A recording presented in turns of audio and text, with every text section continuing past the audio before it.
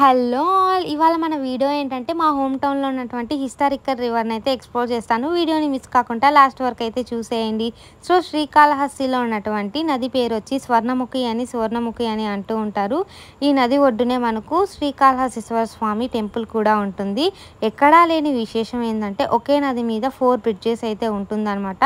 First వంతెన చాలా హిస్టారికల్‌గా అయితే ఉంటుంది. దీనికి రామసేతు వంతెన అని కూడా అంటారు. రీసెంట్‌గా 100 ఇయర్స్ కూడా కంప్లీట్ అయితే చేసుకున్నాం. సమ్మర్ కాబట్టి వాటర్ అంతగా లేవు. అదే రైనీ సీజన్‌లో అయితే ఫుల్ ఎయిర్ అయితే ఉంటుందన్నమాట. ఇంకా మాఘమాసంలో కానీ ఏదైనా విశేష పర్వదినాల్లో భక్తులైతే ఇక్కడే నది స్నానం అయితే చేస్తూ ఉంటారు.